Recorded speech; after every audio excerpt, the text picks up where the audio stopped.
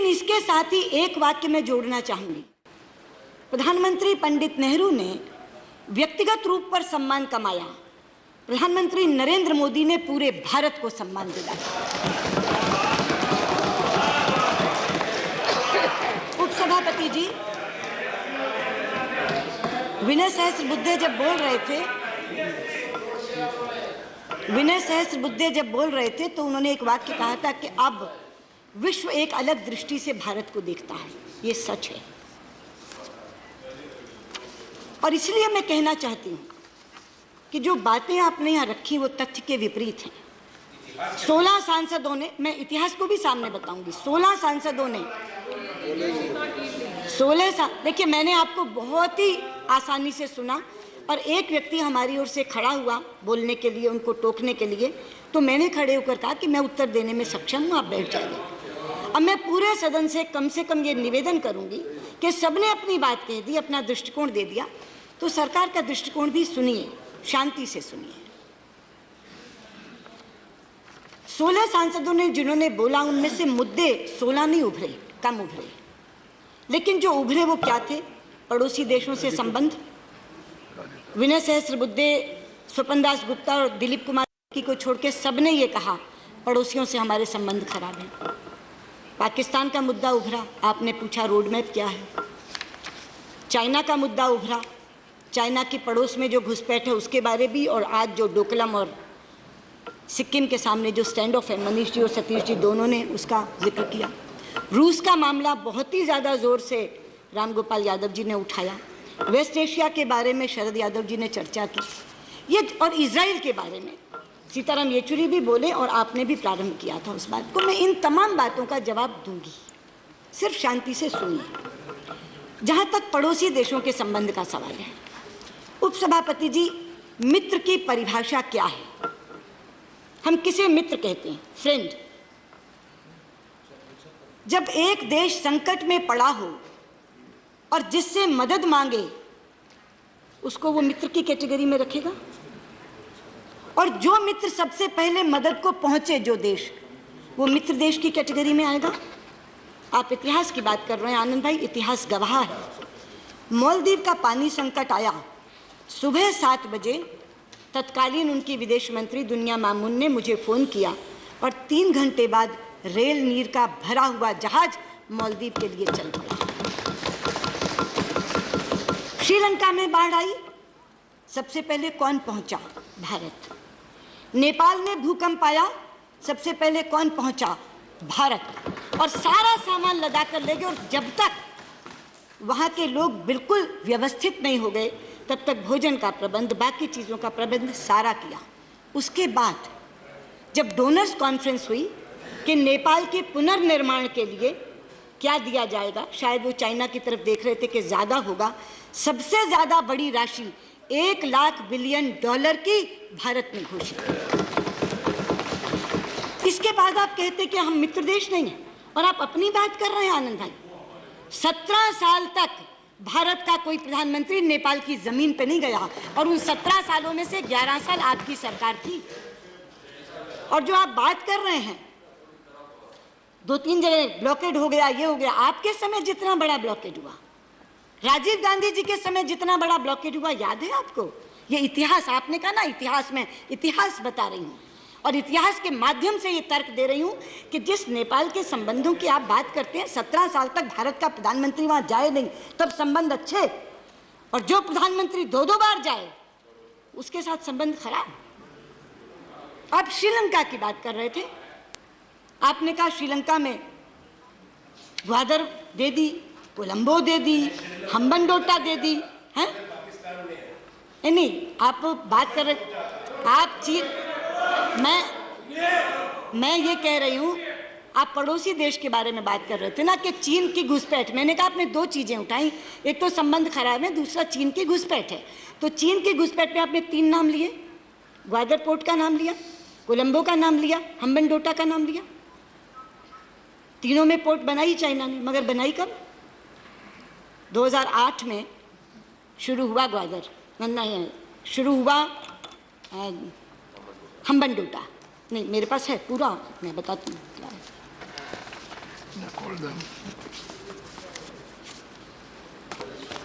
और एक एक चीज बताऊंगी कौन कौन सी चीज शुरू। हम्बनटोटा, श्रीलंका, हम्बनटोटा पहला फेज शुरू हुआ 2008 में, किसकी सरकार थी? कंप्लीट हुआ 2011 में, किसकी सरकार थी? कोलंबो का। दूसरी बात कोलंबो का कहते हैं ना, हम्बनटोटा के बाद कोलंबो। 85% चाइनीज मेजॉरिटी के साथ स्टार्ट हुआ कब? 2011 में। खत्म कब हुआ? 2014 में। ग्वादर की बात आप कर रहे हैं, बलूचिस्तान में, पाकिस्तान में। 2013 में चाइना ने सिंगापुरियन कंपनी से लिया, किसकी सरकार थी? आनंद भाई, ये पूछना चाहती हूँ।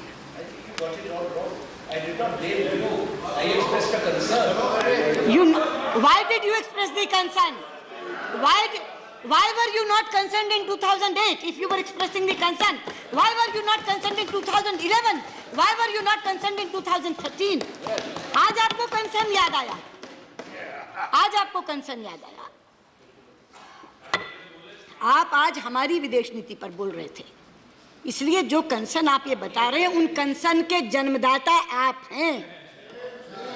अगर हम्बनटोटा का कंसर्न है, अगर कोलंबो का कंसर्न है, अगर ग्वादर का कंसर्न है, तो मैं कहना चाहती हूँ वो कंसर्न का जन्म कब हुआ? वो कंसर्न का जन्म आपके समय हुआ। इसलिए आज हमारी विदेश नीति पर ये आरोप मत लगाइए कि ये कोलंबो, ग्वादर, हम्बनटोटा हमने तो हम्बनटोटा सिक्योर की, और हमने हम्बनटोटा सिक्योर की। अब जो चाइनीज के साथ डील हुई है उसमें उन्होंने कहा है कि कंट्रोल श्रीलंका का रहेगा और आपके सिक्योरिटी कंसर्न्स हम देखेंगे। हमने तो हम्बनटोटा में आपके कंसर्न को एड्रेस किया, आपके कंसर्न को एड्रेस किया।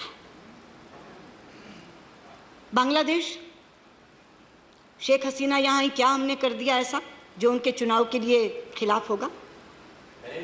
प्रधानमंत्री मनमोहन सिंह जी प्रधानमंत्री के तौर पर जिस एलबीए को करके आए थे उसको हमने आगे बढ़ाया और उसका श्रेय दिया मैंने, और उसका श्रेय दिया मैंने।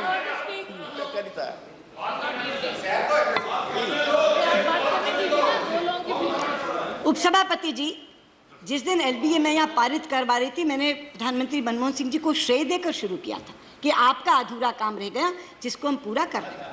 आज बांग्लादेश के साथ सबसे ज्यादा अच्छे संबंध किसी के हैं तो वो भारत के हैं। भूटान की आप बात करते हैं, केवल फ्रेंड नहीं, केवल पड़ोस नहीं, डियरेस्ट फ्रेंड अगर भारत का कोई है तो हम उसको कहते हैं वो भूटान है। तो अब कौन से पड़ोसी देशों की बात कर रहे हैं? हमारे साथ कोई खड़ा ही नहीं, हमारे साथ कोई खड़ा ही नहीं। जरा तथ्यों को सामने रख करके बताइए कि कौन खड़ा है और कौन नहीं खड़ा है। ये पड़ोसी देश के बारे में बताया आपने, कहा पाकिस्तान का रोड मैप। पाकिस्तान का रोड मैप तो आनंद भाई हम लोगों ने सरकार आने से पहले ही घोषित कर दिया था।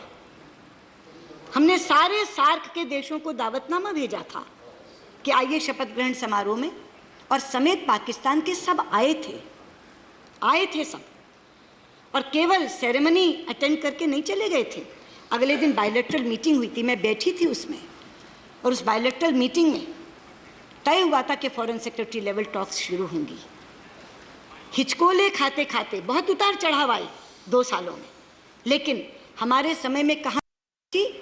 9 दिसंबर 2015 को 9 दिसंबर 2015 को जब मैं हार्ट ऑफ एशिया कॉन्फ्रेंस में भाग लेने के लिए इस्लामाबाद गई तो नवाज साहब ने साथ बिठाया सरताज अजीज साहब को और कहा कि जो ये कह रही हैं उस तरह से एक बार शुरू करो इस डायलॉग को, एक नए सिरे से नया नाम देकर कॉम्प्रिहेंसिव बायलैटरल डायलॉग, ताकि किसी भी तरह का कोई शंका ना रह जाए। लोग कहते हैं ना द्विपक्षीय वार्ता, हम जब कहते हैं कि हमारे दोनों के बीच में होगी, किसी और के बीच में नहीं होगी, हमने डायलॉग का नाम ही कर दिया कॉम्प्रिहेंसिव बायलैटरल डायलॉग, ताकि किसी को किसी तरह की गुंजाइश ना रह जाए, कोई शंका ना रह जाए। 9 दिसंबर को वापस कॉम्प्रिहेंसिव बायलैटरल डायलॉग शुरू हो, ये तय हुआ। फॉरेन सेक्रेटरीज दोनों देशों के बैठकर मोडालिटीज तय करें, ये तय हुआ। तो आप जो कह रहे हैं हमारे इनिशिएटिव्स के बारे में, प्रधानमंत्री जी का लाहौर से, काबुल से लाहौर जाना इसी इनिशिएटिव का था, लेकिन ये out of the box initiative था। आपने कहा कैसे गए, शेयर नहीं किया, सब कुछ पब्लिक डोमेन में। 10 बार तो मैं बोल चुकी कि वो 25 दिसंबर प्रधानमंत्री नवाज शरीफ का जन्मदिन था, उन्होंने बधाई दी काबुल से, तो उन्होंने कहा आप जा रहे हैं तो यहाँ से होते हुए जाइए। यानी रिश्तों की ऊंचाई इतनी थी कि वो प्रोटोकॉल के चक्कर में न पढ़ करके गए। ये थी स्थिति। तो कोई ये कहे कि पाकिस्तान के साथ हमने शांति की पहल नहीं की, हमने दोस्ती का हाथ नहीं बढ़ाया, ये नहीं। लेकिन कहानी बदरंग कब हुई? पठानकोट के बाद भी नहीं हुई, क्योंकि पठानकोट के बाद भी पाकिस्तान जो हमेशा डिनायल में जाता था, हर टेररिस्ट घटना के बाद वो ये पहली बार थी कि डिनायल में नहीं गया और उसने कहा कि हम सहयोग करने को तैयार हैं, हम जो SIT बनाएंगे आप आए। कहानी बदरंग तब हुई जब बुरहान वानी का एनकाउंटर यहाँ हुआ और नवाज शरीफ साहब ने वहाँ खड़े होकर के उसको स्वतंत्रता सेनानी शहीद की संज्ञा दी। उसके बाद से चीज़ें बिगड़ी। तो आप ये कहते हैं रोड मैप, क्या हमने तो रोड मैप बना दिया था, शांति का, दोस्ती का, पाकिस्तान की स्थिरता का, समझौते का, ये हमारा रोड मैप था। लेकिन रोड मैप एक तरफा नहीं चल सकता ना। अब आप कहते हैं कि रोड मैप क्या है, तो रोड मैप तय है। Terror and talks can't go together, this is the road map. जिस दिन टेररिज्म खत्म कर देंगे, जिस दिन आतंकवादी घटनाएं करनी बंद कर देंगे, उस दिन वापस वार्ता शुरू हो जाएगी। ये है रोड मैप। अब बात करते हैं, आप चाइना की बात करते हैं।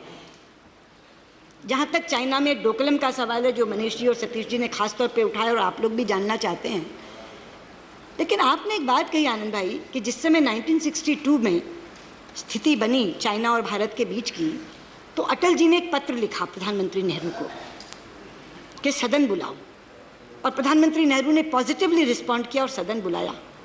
काश आज के विपक्ष ने ये किया होता।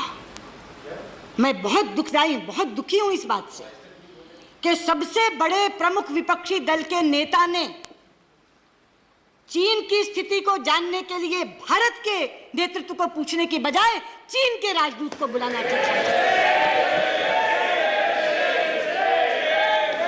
और अगर मेरी जानकारी सही है तो शायद आप भी उस मीटिंग में मौजूद थे।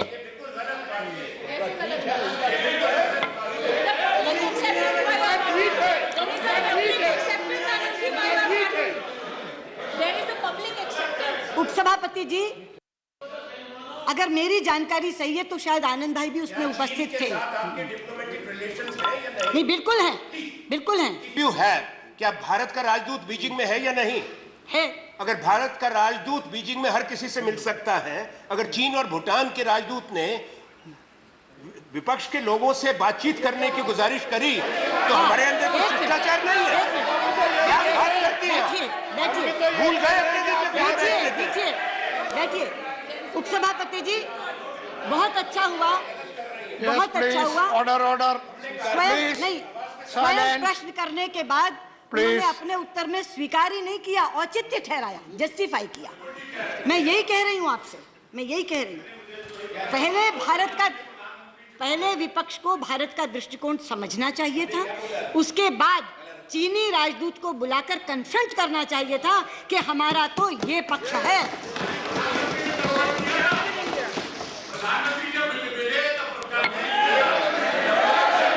प्रधानमंत्री, देखिए, मैं एक विनम्रता से, बड़े आदर से आपसे कहूंगा, नहीं, आप बैठिए। बहुत आदर से कहूंगा एक बात, बहुत आदर से, सिर्फ एक बात कहूंगा आपको आदर से। सुनिए, हमने चीन के बारे में आपसे साफ कहा था। के बारे में हमने साफ कहा था। हिंदुस्तान एक आवाज में बांटिए मत आप सदन को। हमने कहा था Anand Sharma ji, she is not yielding. Okay, Anand Sharma ji बैठिए। She is not yielding. Please proceed. मैं बिल्कुल भी इस विषय को नहीं लाती अगर आनंद शर्मा ये नहीं कहते कि उस समय अटल जी ने कहा था सदन बुलाने के लिए और पंडित नेहरू ने बुलाया था। हमने तो इनकी इंतजार भी नहीं की। इन्होंने जो किया, चीन के राजदूत से मिले और चीन के राजदूत से उनका पक्ष सुना, लेकिन हमने अपनी ओर से ये सोचा कि सभी के सभी राजनीतिक दलों को इस स्थिति से अवगत कराना चाहिए। और 2 दिन के लिए मैंने मीटिंग बुलाई, 4 सांसदों तक की पार्टी को एक दिन, एक सांसद तक की पार्टी को अगले दिन, ताकि जो आज डी राजा जी के साथ हुआ वो ना हो।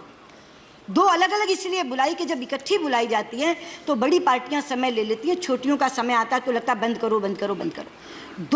दो दिन बुलाई और पूरी की पूरी स्थिति समझाई, और वो चूंकि विदेश मंत्री स्वयं रहे, उन्होंने समझी और बैठक ऐसे ही बंद नहीं की। मैंने कहा जो प्रश्न आपके थे उनके उत्तर मिल गए, जो जिज्ञासाएं आपकी थी शांत हो गई। उन्होंने कहा हाँ, तो मैंने कहा खत्म करूं मीटिंग?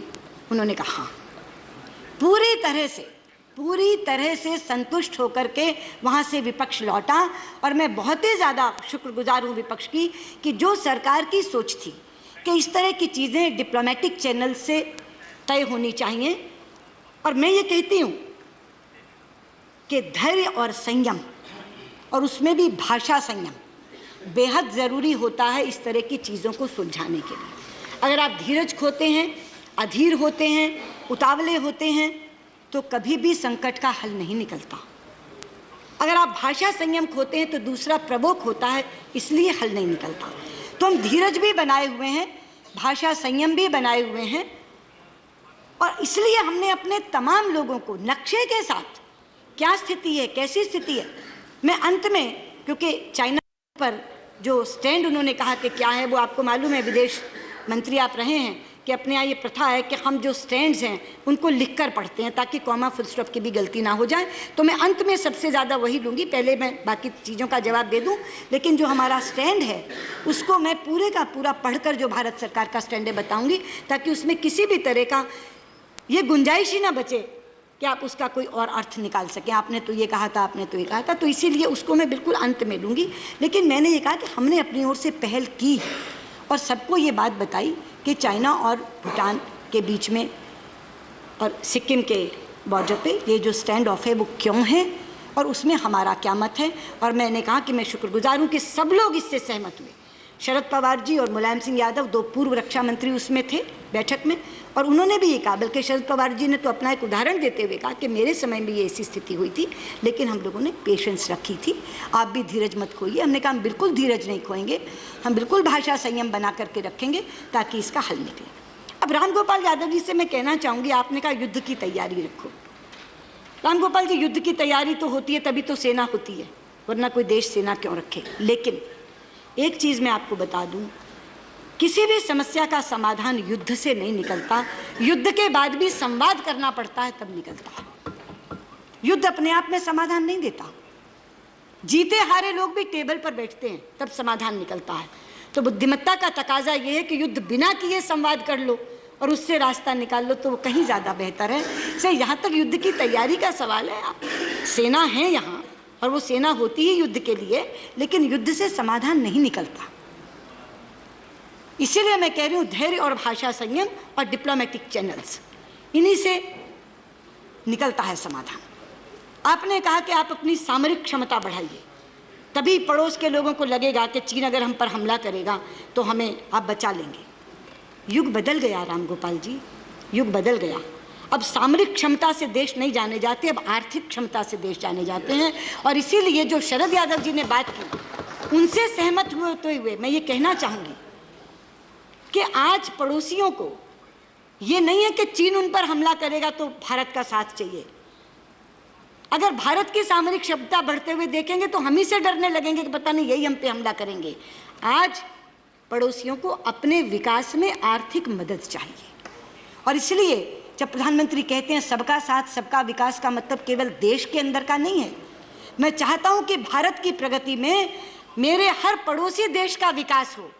ये जो भावना है ये पड़ोसी देशों को आश्वस्त भी करती है और ये उनको ये भी कहती है कि भारत का अगर विकास होगा तो भारत के विकास का लाभ हमें भी मिलेगा। इसलिए सामरिक क्षमता बढ़ाने की बजाय आज आर्थिक क्षमता बढ़ाने की ज़रूरत है। और मैं बहुत ज़्यादा अदब से ये कहना चाहूँगी कि हमारी जो आर्थिक क्षमता बढ़ रही है उसमें भी बहुत बड़ा इन्वेस्टमेंट चाइना से आ रहा है।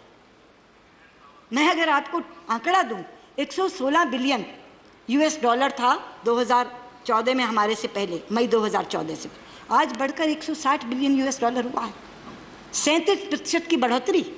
तो जो बात सतीश मिश्रा कह रहे थे ना, नहीं है अभी इस समय, उन्होंने ये कहा था कि आप पूरे बायलैटरल रिलेशंस पर बात करो, उनका यहाँ पे बहुत ज़्यादा रिस्क है, स्टेक है, इतने ज़्यादा कॉन्टैक्ट उन्होंने लिए हुए हैं। वो सही कह रहे थे, और अगर वो होते तो मैं उनको बताती, पर आपके माध्यम से बात उन तक भी पहुंची और सदन तक भी।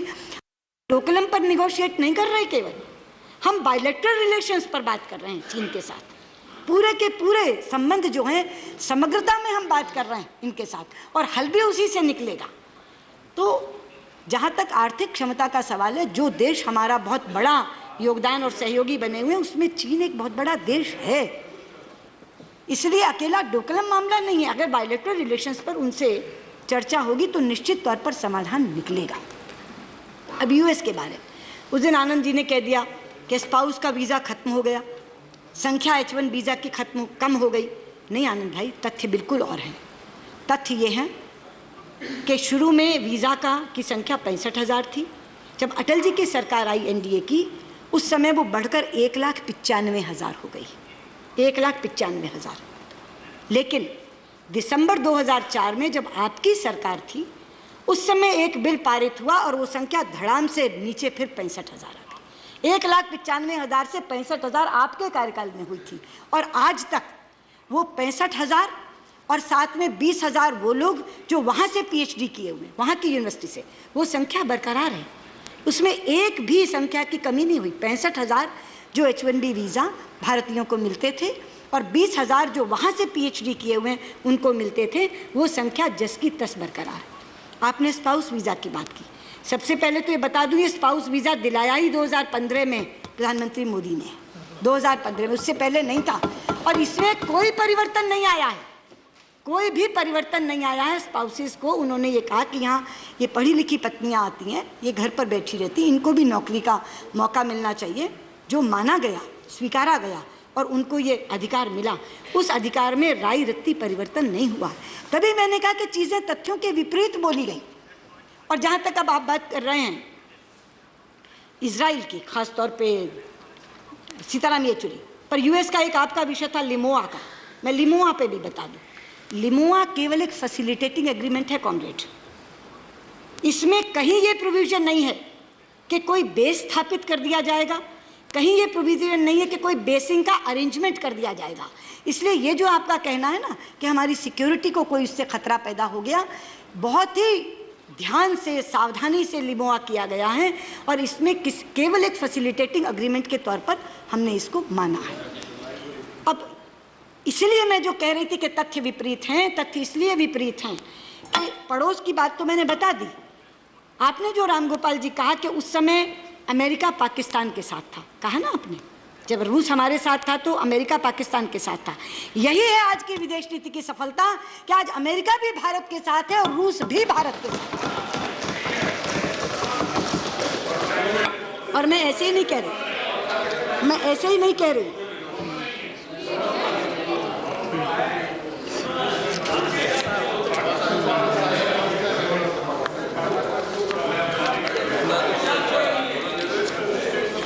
मैं ऐसे नहीं बोली, मैंने कहा ना मैं तथ्यों के साथ बोलूँ। ये 23 जून 2017 अभी डिफेंस मिनिस्टर रशिया क्या कह रहे हैं, आपने कहा ना डिफेंस मैकेनिज्म बना लिया, पाकिस्तान के साथ बना लिया सीताराम येचुरी ने, और रामगोपाल यादव जी कह रहे थे, मैं बता दूँ, कोच कर रही हूँ उनको, we are determined to go ahead with building up cooperation in order to enhance to combat readiness of both countries forces and to exchange experience in various defense related matters। और इसके बाद जब speaker गई वहाँ तो जुलाई 11 को, अभी सदन चल रहा था, जुलाई 11 को कहा Russia shares India's concerns over such challenges international terrorism. वो पाकिस्तान का साथ देगा जो हमारा कंसर्न इंटरनेशनल टेररिज्म पे शेयर कर रहा है, जो कॉम्बैटिंग हमारी आर्म्ड फोर्सेस को और ज़्यादा मजबूत और दुरुस्त बनाना चाहता है, वो देश उनका साथ देगा। ये हमारी सफलता है कि उस समय अमेरिका पाकिस्तान के साथ था, रूस हमारे साथ था, लेकिन आज भारत की विदेश नीति में अमेरिका भी हमारे साथ है और रूस भी हमारे साथ। अगली बात कॉमरेड येचुरी ने कही इजराइल की, कह ही नहीं सकता। दूसरी बात मैं कहती हूँ, इजराइल के बारे में नेम की पूरी हिस्ट्री रामगोपाल जी ने दी, सीताराम येचुरी ने भी कहा, आनंद शर्मा पहले एक बार फिलिस्तीन पे बोल चुके हैं, दोबारा उन्होंने उठाया इस विषय को। मैं खड़े होकर पूरी दृढ़ता से कहना चाहती हूँ सभापति जी, इजराइल हमारा मित्र ज़रूर है, लेकिन पैलेस्टीनियन के कॉज को हम कभी लेट डाउन नहीं करेंगे, ये हमारा संकल्प है। और मैं बताना चाहूँगी, आप बैठे हैं आनंद जी, आप विदेश मंत्री रहे हैं, क्या आज से पहले इतने साल आपकी सरकार रही, डिप्लोमेटिक रिलेशंस का भी 25वां साल है, एक बार भी 2 विदेश मंत्रियों के बीच जॉइंट कमीशन मीटिंग हुआ? नेवर। पहली बार हमने जेसीएम मैकेनिज्म बनाया, मैं स्वयं गई और हमने पैलेस्टाइन की फॉरेन मिनिस्टर के साथ मैंने स्वयं जेसीएम की। और जब मैं गई तो पहले पैलेस्टाइन गई, फिर इजराइल गई। हमारे राष्ट्रपति गए, पहले पैलेस्टाइन गए, फिर इजराइल गए। हमारे प्रधानमंत्री गए तो उनसे 2 महीने पहले पैलेस्टाइन के प्रेसिडेंट यहाँ आए, उन्होंने उनको रिसीव किया। और वो केवल इजराइल क्यों गए? क्योंकि उनकी ये साधारण यात्रा नहीं थी। इजराइल की डिप्लोमेटिक रिलेशंस का 25वां साल था। वो डिप्लोमेटिक रिलेशंस आप ही की सरकार के समय, नरसिम्हा राव जी के समय स्थापित हुए थे। उसकी 25वीं सालगिरह मनाने के लिए वो गए।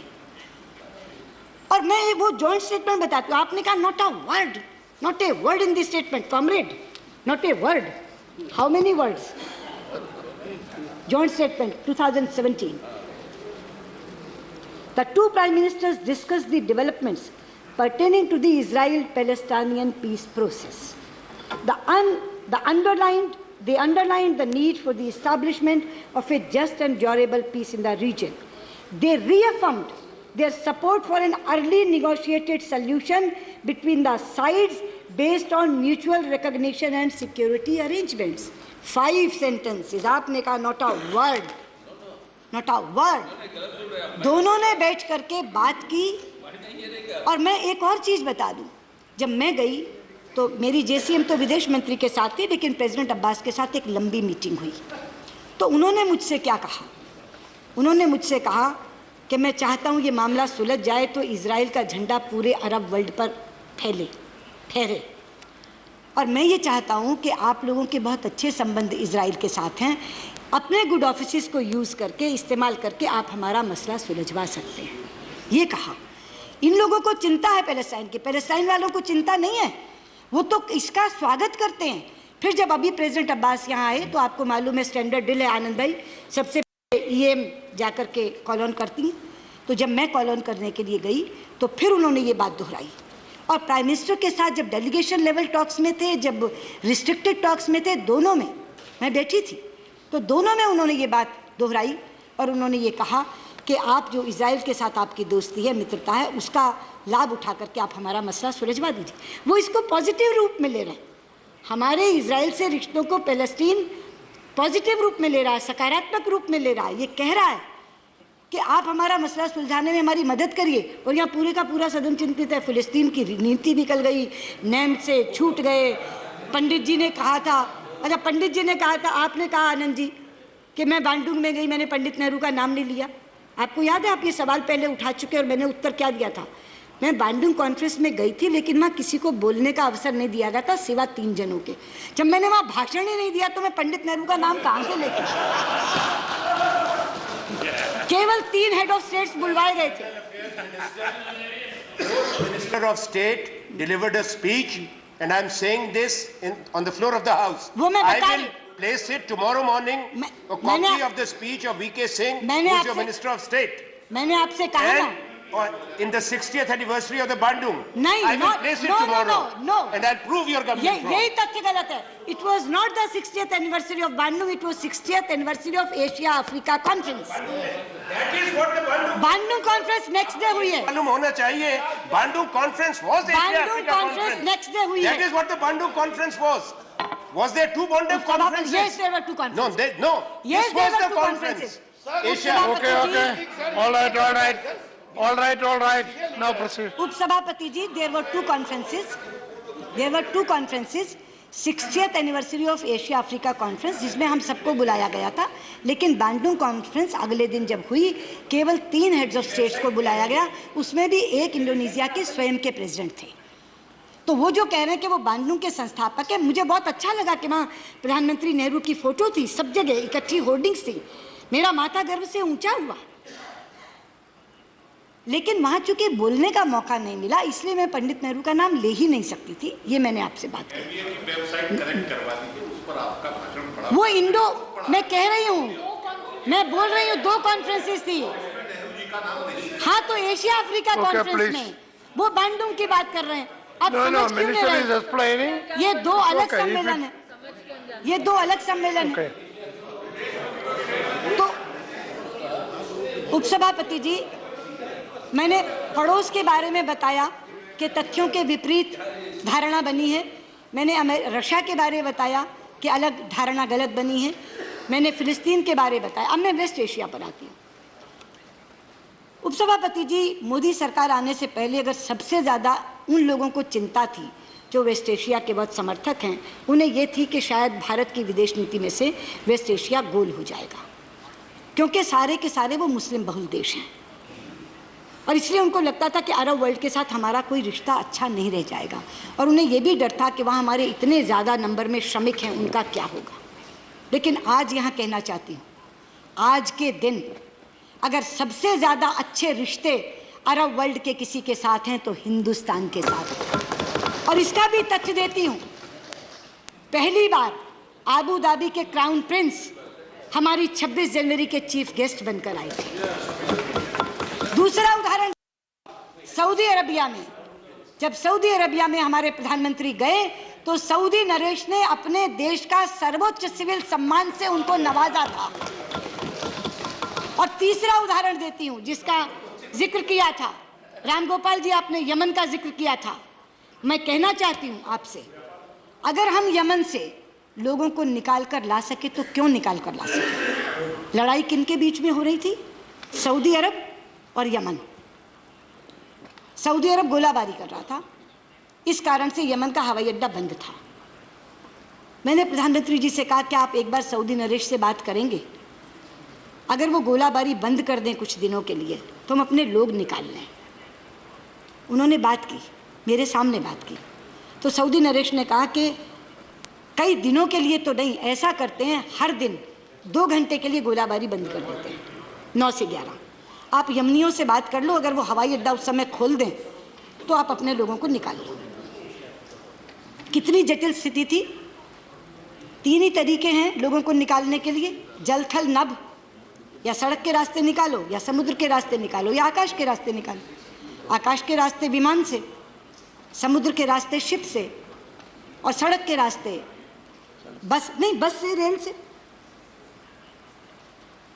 पूरे यमन में लड़ाई हो रही थी, कोई बस चल नहीं सकती थी, समुद्र में लुटेरे बैठे थे, पूरा का पूरा पायरेसी से ग्रस्त क्षेत्र है, और आसमान से गोलाबारी हो रही थी। ऐसी स्थिति में जब उन्होंने कहा कि सऊदी नरेश से बात हो गई है और वो कह रहे हैं कि हम रोज़ नहीं 9 से 11 में 2 घंटे के लिए गोलाबारी रोक दिया करेंगे, तो अब तुम यमनियों से बात करो कि वो हवाई अड्डा खोल दें। ये थी भारत की विदेश नीति की सफलता। 9 से 11 रोज 2 घंटे सऊदी अरब गोलाबारी रोकता था और यमनी हवाई अड्डा खोलते थे, और उसके कारण से जनरल वीके सिंह गवाह हैं, व्यक्तिगत तौर पर जाकर खड़े थे। 4,500 4,700 लोग हम अपने निकाल कर लाए, 2,000 विदेशी निकाल कर लाए। और वो छोटे मोटे देश के विदेशी नहीं थे रामगोपाल जी, 48 देशों के लोग निकाल कर लाए, जिसमें अमेरिका, फ्रांस, जर्मनी। नहीं, इसीलिए मैं कह रही हूँ, आपने जो तारीफ की ना, नहीं उसी से शुरू किया।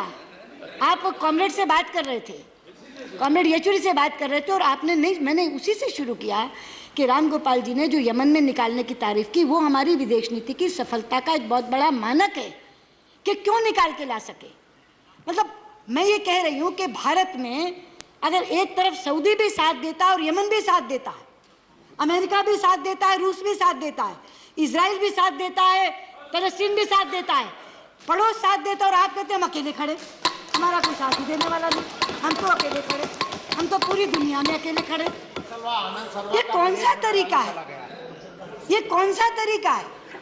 और ये सारी चीजें मैं प्रूफ दे करके, सबूत दे करके बोल रही हूँ, एक एक चीज को सबूत दे करके बोल रही हूँ। इसलिए मैं आपसे कहना चाहती हूँ कि जिस विदेश नीति की इतनी ज्यादा प्रशंसा की जानी चाहिए, कि विश्व में इतने तरह के शंकाएं, इतनी तरह की चुनौतियां जिस समय हैं, उस समय जर्मनी भी हमारा दोस्त है, फ्रांस भी हमारा दोस्त है, ब्रेक्सिट के बावजूद EU भी हमारा दोस्त है, ब्रिटेन भी हमारा दोस्त है। पड़ोस के लोगों के लिए मैंने पहले ही बता दिया, अमेरिका भी हमारा दोस्त है, US भी हमारा दोस्त और रूस भी हमारा दोस्त है। अमेरिका के बारे में 2 टिप्पणियां आई, आपत्तिजनक थी। एक तो शरद यादव जी ने कहा हम रमुआ हैं, वो हरिया हैं, और आपने कहा कॉमरेड कि हम तो US की स्ट्रेटेजिक पार्टनरशिप के बहुत ही जूनियर पार्टनर लगते हैं। मुझे नहीं लगता कि अपने देश के बारे में ऐसी बात कहनी चाहिए, लेकिन मैं कहना चाहूँगी हम रमुआ नहीं है उपसभापति जी। वहाँ से सवाल आया क्लाइमेट चेंज का। जिस समय प्रेसिडेंट ट्रंप ने ये कहा कि billions and billions and billions of dollars के लिए भारत ने पेरिस समझौता कर दिया, 1 घंटे के भीतर प्रधानमंत्री मोदी का बयान आया कि हम किसी के पैसे के मोहताज नहीं हैं, कोई रहे इसमें या ना रहे, हम इस कारण जलवायु परिवर्तन में रहेंगे कि हमारी प्रतिबद्धता आज की नहीं है, 5000 सालों की प्रतिबद्धता है। 5000 सालों की प्रतिबद्धता के कारण हम है, कोई रहे या ना रहे, भारत रहेगा। तब अगर US हमारे बारे में ये बोलता है तो हमें ये दम है, मोदी में ये मादा है कि वहीं खड़ा होकर के वो प्रेसिडेंट ट्रंप को चुनौती दे सकते हैं। इसलिए राजीव शुक्ला बोलते हैं वो ऐसे बोलते, अरे वो ऐसे बोलते ये याद है, मोदी ने कहा ये याद नहीं है। ये बोला ना आपने कि ट्रंप ने ये कहा, अगर राष्ट्रपति ट्रंप ने ये कहा तो संसदीय मर्यादा है कि रहो अगर बोले हो तो, लेकिन उसका पालन कौन करता है? आप बता दीजिएगा आनंद जी उनको कि उन्होंने ये कहा था कि राष्ट्रपति ट्रंप ये बोले। अरे भाई राष्ट्रपति ट्रंप जो बोले वही याद क्यों है एक कान में, मोदी जो बोले वो याद रखो ना। वो चुनाव की सभा का रखते हैं।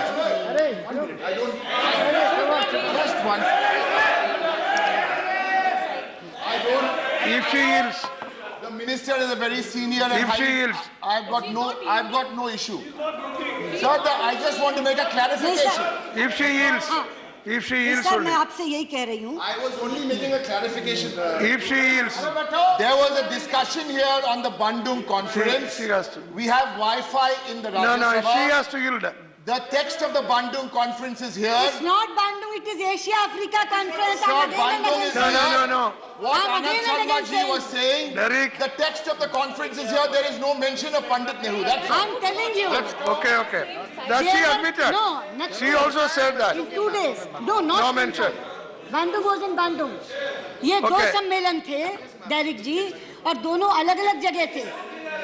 जो बैंडुंग कॉन्फ्रेंस थी वो बैंडुंग नहीं थी, बैंडुंग में हम नहीं गए, मतलब हम गए, हमें बोलने का वहाँ मौका नहीं था। बहुत हो गया आप बार-बार एक ही चीज को कह जा रहे हैं, Minister, 10 बार स्पष्टीकरण दे No. Minister, you need not react. You reply and Asia Africa conference. you need not react to everything. You only reply. She's not yielding. She is not yielding. Yeah. उपसभापति जी, She is Yeah. not yielding. Why? मैंने कम से कम 10 बार इसका स्पष्टीकरण दिया है। ये 2 अलग conferences थी, 2 अलग स्थानों पर थी, 2 अलग दिनों में थी। Okay. बैंडुंग कॉन्फ्रेंस अगले दिन थी, बैंडुंग में थी। उस कॉन्फ्रेंस में हमें बोलने का अवसर नहीं था। जो Okay, that's very और clear. जो एशिया अफ्रीका कॉन्फ्रेंस थी वो एक दिन पहले थी और अलग शहर में थी। Yeah. यानी 2 कॉन्फ्रेंसेस, दोनों कॉन्फ्रेंसेस 2 दिन में, दोनों कॉन्फ्रेंसेस 2 अलग स्थानों पे, दोनों के नाम अलग। बैंडुंग कॉन्फ्रेंस में हम लोग बुलाए गए थे बोलने के लिए, केवल 3 लोगों को समय मिला। बार बार उसी चीज को उठाया जा ठीक रहा है, you said it many times. That's okay. Proceed. Sir ठीक All right, you proceed. वो संतुष्ट हो गए, अच्छी बात है। नहीं, मैं यही कह रही थी कि भारत की विदेश नीति इस समय इतनी ज़्यादा ऊंची है और इतनी ज़्यादा अच्छी है कि पूरे विश्व के लोग और विश्व के पटल पर, ये कहते हैं विदेश यात्रा में जाते हैं, विश्व के पटल पर जब प्रधानमंत्री जाते हैं तो आज वो ग्लोबल एजेंडा शेप करने वाले प्रधानमंत्री बन गए हैं। G20 में जाते हैं, काले धन की बात करते हैं, दोबारा G20 में जाते हैं, टेररिज्म की बात करते हैं, इंटरनेशनल सोलर अलायंस बनाते हैं अगर पेरिस में जाते हैं तो, जब SDGs तय होते हैं, सस्टेनेबल डेवलपमेंट गोल्स, उसमें पॉवर्टी एलिविएशन डलवाते हैं। आज भारत ग्लोबल एजेंडा को शेप कर रहा है, उसका निर्माण कर रहा है। अगर वो एससीए के मेंबर बन के जाते हैं तो अस्ताना में जब बात करते हैं प्रेसिडेंट शी जिनपिंग से, तो वो आर्टिकुलेशन जो कहा कि सुषमा जी का बयान, वो मेरा बयान नहीं है, वो प्रधानमंत्री मोदी की प्रेसिडेंट शी जिनपिंग को कही गई बात है कि let us not convert our differences into disputes. और राम गोपाल जी, वो सीमा विवाद के बारे में नहीं था, सभी मतभेदों के बारे में था, वो मेरा वक्तव्य नहीं था, वो वक्तव्य प्रधानमंत्री जी का था। और वक्तव्य भी नहीं था, जब उन्होंने अस्ताना में बात की तब उन्हें कहा कि मतभेद होते हैं देशों के बीच में, हमारा भी बाउंड्री डिस्प्यूट भी है, बाकी मतभेद है, एनएसजी पे मतभेद उभरा हुआ है, लिस्टिंग ऑफ मसूद अजहर पे उभरा हुआ है, सीपीईसी पे उभरा हुआ है, लेकिन हम अपने मतभेदों को विवादों तक ना बढ़ने दें, विवादों में ना बदलने दें, ये उनकी बात। लेकिन मैं हैरान थी, सीपीईसी, मुझे राजीव शुक्ला खड़े होकर के कह रहे हैं कि हम ओबीओआर कॉन्फ्रेंस में क्यों नहीं गए और हम सीपीईसी का हिस्सा क्यों नहीं बन रहे। नेपाल बन गया, बांग्लादेश बन गया। उपसभापति जी, सीपीईसी कहां से जा रहा है इसकी खबर है उन्हें? रात और दिन हम कहते हैं कि पीओके हमारा अभिन्न अंग है, PoK is an integral part of India, पूरे का पूरा कश्मीर हमारा है। सीपीईसी पीओके के 400 किलोमीटर में से निकल रहा है, ये हमारी सॉवरेनिटी का। आपने कहा, आप ही की पार्टी के हैं ना राजीव शुक्ला, आपके सामने कहा ना, आपके सामने कहा ना कि हम ओबीओआर में क्यों नहीं गए, हम सीपीईसी हम मान क्यों नहीं लेते। अरे हम मान क्यों नहीं लेते? ये टेरिटोरियल इंटेग्रिटी का मामला है, ये हमारी सॉवरेनिटी का मामला है, और आप चाहते कि हम ओबीओआर में चले जाएं? क्या कहें कि पीओके हमारा हिस्सा नहीं रहा, आप कनेक्टिविटी के नाम पे वहां सड़क बना लीजिए। ये तो यहां कहा गया है। मैं कह रही हूं कि चीन के प्रति की जो बातचीत है उसमें चीनी राजदूत से तो पूछेंगे डोकलम, और यहां खड़े होकर सदन में कहेंगे सीपीईसी को जाते क्यों नहीं, यानी दे दें 400 किलोमीटर, बनाए चीन सड़क। ये कौन सी नीति है? अरे भाई, प्रमुख विपक्षी दलों, जिम्मेदारी की तरह बात करो। और आपने मैंने आपका नाम कब लिया? जिसने कहा उसकी बोलो। मैं बात राजीव शुक्ला की कर रही हूँ, आपकी नहीं कर रही। Half of the party, that was his individual opinion. That was his individual opinion. भाईजान, आप भी यहीं बैठे थे। Are you yielding? नेता प्रतिपक्ष यहाँ बैठे थे, उपने। That was his individual opinion. Okay, okay. जहाँ तक मैं आपको थोड़ी कह रही हूँ, आपकी पार्टी का। अच्छा, मुझे ये बताइए, एक मिनट, मैं आपकी बात मानती हूँ, क्या आपकी पार्टी में इतना लोकतंत्र है कि विदेश नीति पर आनंद शर्मा कुछ बोले और राजीव शुक्ला कुछ? Alright. सदन में सबने सुना कि नहीं सुना कि सीपीईसी क्यों नहीं दे देते, ओबीओआर में क्यों नहीं गए? इसलिए मैं कहना चाहती हूँ उपसभापति जी, इस तरह की बात तो सदन में कही गई है। आनंद शर्मा जी को तो मैं कही, आपको एट्रीब्यूट थोड़ी कर रही हूँ, ये रिमार्क्स जिसने बोला उसको एट्रीब्यूट कर रही हूँ, और सबने सुना। कैसे बोलने दिया कांग्रेस पार्टी के नेताओं ने? ये बात कहाँ से आई उनके दिमाग में कि सीपीईसी हम विरोध क्यों कर रहे हैं सीपीईसी का? और इसीलिए मैं कहती हूँ उपसभापति जी, जो विषय थे उनका तो जवाब मैंने दे दिया, सारे विषयों का जवाब मैंने दे दिया। जो नवनीत कृष्णन जी कह रहे थे कि श्रीलंका के प्रति हम सॉफ्ट हैं, यू सेड कि हम we are soft towards Sri Lanka. No Navneet ji, जहां भी सिक्योरिटी का प्रश्न आता है वहां बहुत ही वहीमेंटली, और जहां भारतीय मछुआरों का सवाल आता है वहां भी पुरजोर ढंग से हम श्रीलंका के सामने अपना विरोध दर्ज कराते हैं, हम सॉफ्ट नहीं हैं। लेकिन एक बात और कह करके खत्म करना चाहूंगी कि हमारे कुछ साथियों को झगड़ा लगाने की आदत है। आनंद शर्मा ने थोड़ी सी चिंगारी डाली, शरद यादव ने आगे बढ़ाई, कॉमरेड सीताराम येचुरी ने आगे और ज्यादा आग लगा दी, बाद में राजीव शुक्ला उसमें आ गए, और उसके बाद आ गए बाजवाजी। सबने एक बात, आपका उपयोग नहीं हो रहा, पीएमओ नीति चलाता, वो नीति बनाता। पहले तो आपने मुझे कहा आप साथ क्यों नहीं जाती? प्रधानमंत्री जी, मैं आपसे पूछना चाहती हूँ, लेकिन नहीं ले जाते, यही कहा ना। ऐसा मैं डॉक्टर साहब से पूछना चाहती हूँ, डॉक्टर मनमोहन सिंह, डॉक्टर मनमोहन सिंह, मैं आपसे पूछना चाहती हूँ, आप पूर्व प्रधानमंत्री हैं, आप कितनी बार सलमान खुर्शीद को अपने साथ ले गए? कितनी बार एसएम कृष्णा को अपने साथ ले गए? कौन से प्रोटोकॉल के तहत विदेश मंत्री हर बार प्रधानमंत्री के साथ जाता है? प्रोटोकॉल ये है आनंद जी, आप तो जानते हैं, जिन मल्टीलैटरल में विदेश मंत्रियों का स्पेसिफिक रोल होता है, जैसे सार्क में स्पेसिफिक रोल है हमारा, तो हमेशा विदेश मंत्री जाते हैं। वरना विदेश मंत्री अपनी अलग यात्रा करते हैं, प्रधानमंत्री अलग यात्रा करते हैं, तभी पूरा का पूरा संसार पूरा हो पाता है। और जब मैं यात्रा करती हूँ तो मैं केवल विदेश मंत्री से मिलकर नहीं चली आती। आज भारत का वो बुलंदी आ गई है कि वहाँ के राष्ट्रपति, वहाँ के प्रधानमंत्री दोनों मुझे मीटिंग्स देते हैं और उनसे मिलने के बाद में आते हैं। और मैं एक बात और कह दूँ, ये जो कहा जाता है ना, और ये जो कहा जाता है ना कि पीएम, ये जो कहा जाता है कि पीएम नीति चला रहे हैं, आप तो स्वयं साक्षी हैं इसके। मेरे से पूर्व वाले सरकार नहीं, आपसे भी मिलते थे, मैंने ये कब कहा नहीं मिलते थे। मेरे से पूर्व के विदेश मंत्री पता नहीं कैसा भाग्य लेकर आए थे, क्योंकि उस समय तो ना नीति एमईए ड्रिवन थी ना ईएम ड्रिवन थी, उस समय तो नीति पीएमओ ड्रिवन थी, नॉट पीएम, पीएमओ ड्रिवन थी। लेकिन मैं सौभाग्यशाली हूँ कि मुझे एक ऐसे प्रधानमंत्री का नेतृत्व मिला है जहाँ एमईए पूरे का पूरा सहायक का रोल करता है और हर नीति तय करते समय प्रधानमंत्री मुझसे विचार विमर्श करते हैं।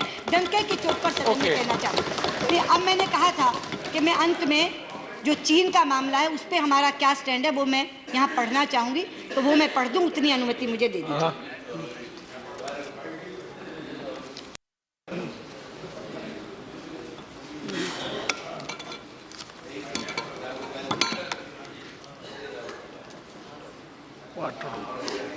आनंदाई, मैंने कहा था कि विदेश नीति का, अब फिर आप लोग बात करोगे, फिर कहोगे मुझे सुना नहीं, आपने मेरा नाम नहीं लिया। अब बात मत करो, जो इंडिया का स्टैंड है, जो सबने जानना चाहा है, और अलग से नरेश अग्रवाल जी का नोटिस था, वो चाइना पर जानना चाह रहे थे, और मैंने कहा था कि सारे नोटिस स्क्रब कर दो और सबको बोलने का मौका मिल जाए। तो मैं इंडिया पे इंडिया पे हमारा क्या, उसी पे दे रही हूँ, लेकिन सब लोग पूरे पर भी जानना चाह रहे हैं, तो मैं ये दे रही हूँ स्टेटमेंट। ये इंडिया का स्टैंड है चीन के प्रति, जो मैंने वैसे कहा कि धैर्य और भाषा से। Honorable Deputy Chairman, our relations with China have recently come under renewed focus due to developments in the Doklam area in the Sikkim sector, close to the India-China-Bhutan tri-junction boundary point. India's position on this issue has been articulated in the press statement issued by Minister of External Affairs on June 30th. Our concerns emanate from Chinese actions on the ground, which have implications for the determination of tri-junction boundary point between India, China and Bhutan, and the alignment of India-China boundary in the Sikkim sector. Both these aspects of tri-junction point and India-China boundary alignment in the Sikkim sector had been earlier addressed in a written common understanding reached between the special representatives of India and China on the boundary question in December 2012.